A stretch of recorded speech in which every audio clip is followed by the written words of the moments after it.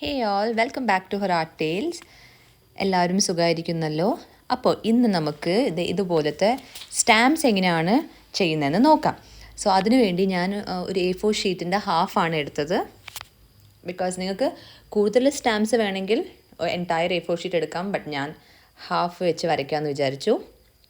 എന്നിട്ട് നിങ്ങൾക്ക് വേണ്ട മെഷർമെൻറ്റ്സ് നിങ്ങൾ മാർക്ക് ചെയ്ത് കൊടുക്കുക.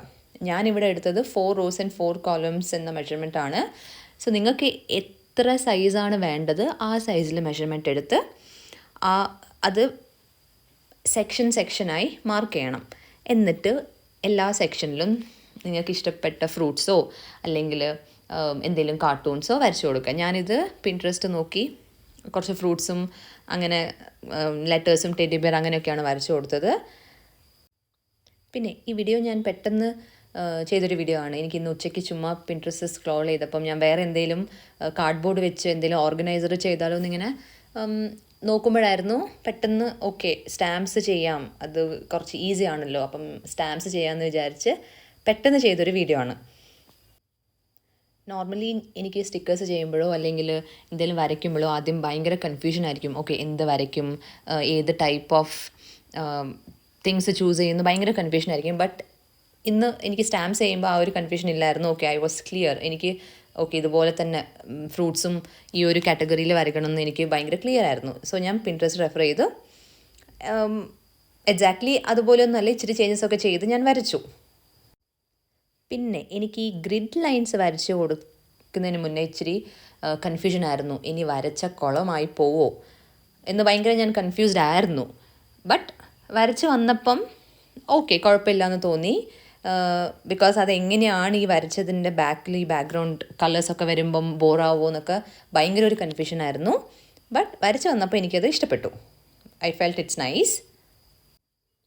ഞാനിവിടെ വരയ്ക്കാൻ യൂസ് ചെയ്തത് വാട്ടർ കളർ ബ്രഷ് പെൻസ് ആണ്. ഭയങ്കര സ്മൂത്തായിരുന്നു അത് വെച്ച് വരയ്ക്കാൻ വേണ്ടി.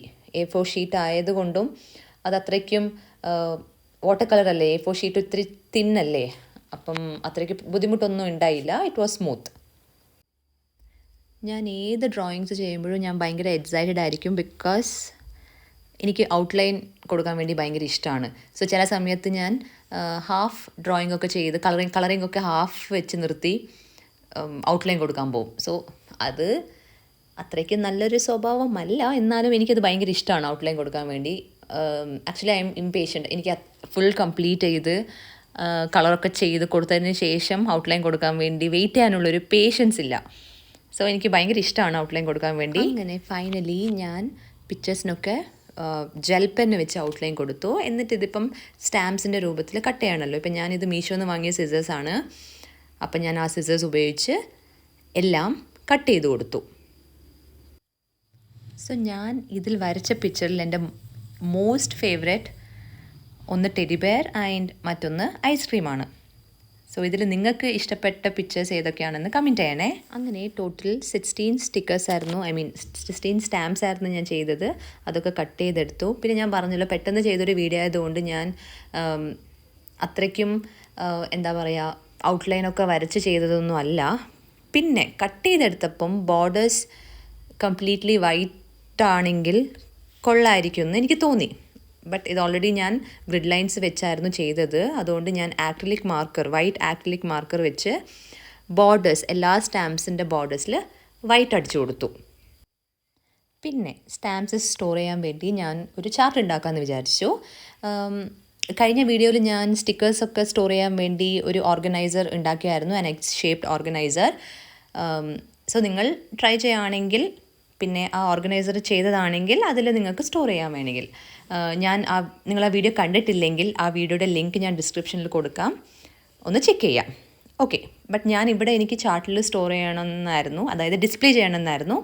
സോ ഞാനൊരു ചാർട്ട് പേപ്പർ എടുത്തു. എന്നിട്ട് അതൊന്ന് ഡെക്കറേറ്റ് ചെയ്യാൻ വേണ്ടി ഇനിയൊരു പീസ് എടുത്തിട്ട് അതിൻ്റെ മുകളിൽ നിങ്ങൾക്ക് മനസ്സിൽ തോന്നുന്ന ഡിസൈൻ വരച്ചു കൊടുത്ത് സ്റ്റാമ്പ് എന്ന് എഴുതാം. ഞാനിവിടെ യെല്ലോ ലൈൻസാണ് വരച്ചത്. എന്നിട്ട് ബ്ലാക്ക് മാർക്കർ ഉപയോഗിച്ച് സ്റ്റാമ്പ് എന്ന് എഴുതിയിട്ടുണ്ട്.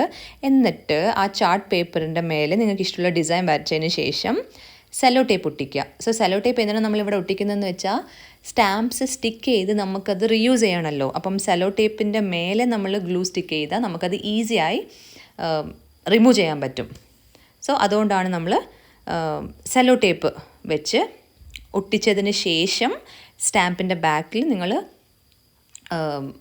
ഗ്ലൂ സ്റ്റിക്ക് ഉപയോഗിച്ച് സ്റ്റിക്ക് ചെയ്യുക. സോ അതുപോലെ ഞാൻ എല്ലാ 16 സ്റ്റിക്കേഴ്സും നല്ലതുപോലെ നിങ്ങൾക്ക് വേണമെങ്കിൽ കംപ്ലീറ്റായി ഗ്ലൂ തേച്ച് ഒട്ടിക്കാം. ഇല്ലെങ്കിൽ നിങ്ങൾക്ക് ജസ്റ്റ് ആ സെൻറ്ററിൽ മാത്രം ഗ്ലൂ തേച്ച് ഒട്ടിച്ചാലും മതി. അങ്ങനെ എല്ലാ 16 സ്റ്റിക്കേഴ്സും ഒട്ടിച്ചതിന് ശേഷം നിങ്ങൾക്കിത് ജേർണലിംഗ് ചെയ്യുമ്പോഴോ അല്ലെങ്കിൽ ബുക്ക് ഫില്ല് ചെയ്യാനോ ഈസിയായി റിമൂവ് ചെയ്ത് യൂസ് ചെയ്യാം. അപ്പോൾ അത്രയേ ഉള്ളൂ ഇന്നത്തെ video. Thank you for watching.